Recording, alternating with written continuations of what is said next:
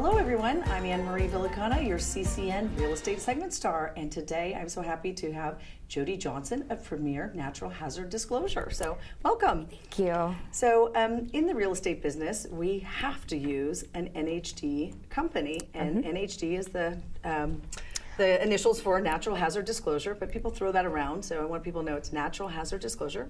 And we were talking beforehand, and so back in 1998, 20 years ago, that was actually codified in Civil Code Section 110, 3.7. Yep. And why don't you tell us a little bit about who needs an NHD, and why don't you begin with that? Yeah, absolutely. So every single transaction needs a natural hazard disclosure report, whether it's a single family, a condo, land, commercial properties, every transaction, an NHD report is required. I typically recommend actually ordering them right up front when you get the listing. That way there's no surprises once you get into escrow, because as you know, that if there's any new information during escrow, the client legally has 3 days to back out with new information. Yeah, so why don't you tell us what is it that you're pointing out? Because usually I say, oh, NHD, don't worry about it. We'll get a company. It's about $100 for residential. Yep. And they look at fire, flood, and earthquake. That's it. Those are the three main points. What we're looking at is whether the property is in a fire zone, flood zone, or earthquake zone. The state has their state geologists that go out and gather all of the information. So all of the information comes from the state of California. The NHD companies don't have their own individual geologists that go out there. Okay. It is all public record, so you can actually go online and check out the information yourself. But yeah, when you're really looking at the report, you want to know if you're in a flood zone, if you're in a fire zone, if you're in an earthquake zone. There's also, some of them require insurances, and a lot of times, if there's a first-time home buyer, they might not be expecting those extra insurances from, if they're in a special flood zone or in a fire zone. So their homeowner's insurance will be impacted if they're actually in one of those zones? Absolutely, absolutely. Would you like me to go through a couple of them? Why don't we go through that? Because it seems like California, it seems like all of our state is in the earthquake fault zone. So how do you designate whether it's there or not? So every time we get an NHD, when I'm looking through it, the property is in at least one of the zones, but it's not always. Sometimes they've gone scot-free. They're really lucky.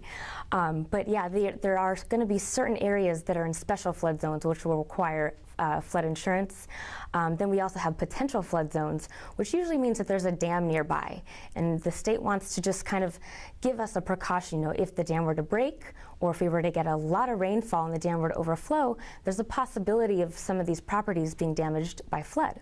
Well, I have to say, it's interesting, in all my years, I've never had an NHD report cancel an escrow.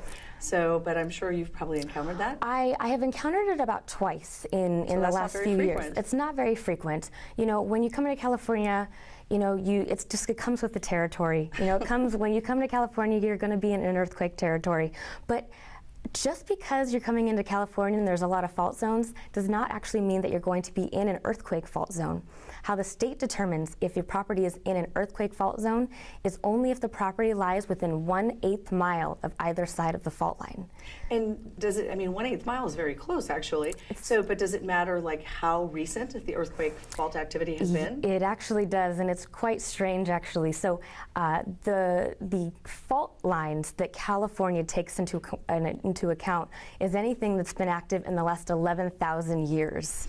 Wow, you better watch out. You better watch out. You never know. But it is really important, and everything is constantly changing. Last summer, down over in the Santa Monica, Beverly Hills area, there was an earthquake fault line that they didn't really, it was not causing any alarm.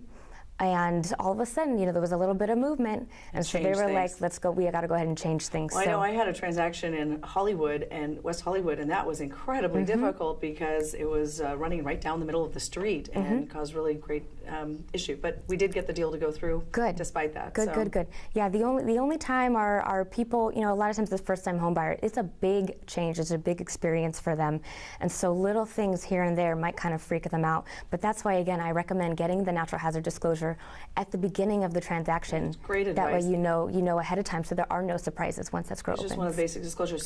So and why is it?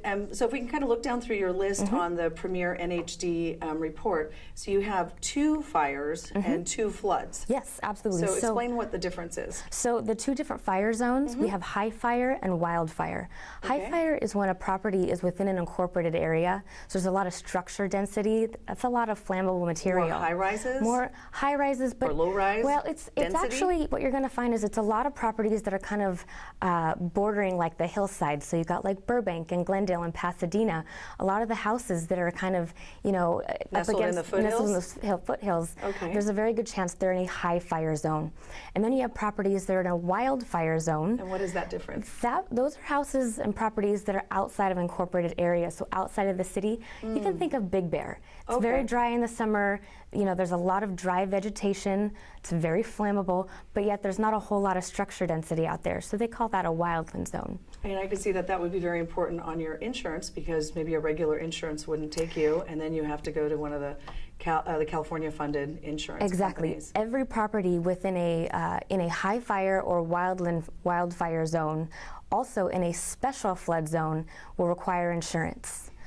If a lender is involved, they will always require it. However, if a buyer is coming in paying cash, it's up to them. They can decide whether they want to get the insurance or not. Well, I just so appreciate your coming, and ever since I've met you now, I immediately, as soon as I take my listing, I call and get my NHD report so that my buyers and sellers are ready for whatever comes up. So again, as always, if you're buying, selling, leasing, please call Anne Marie at Dilbeck Real Estate.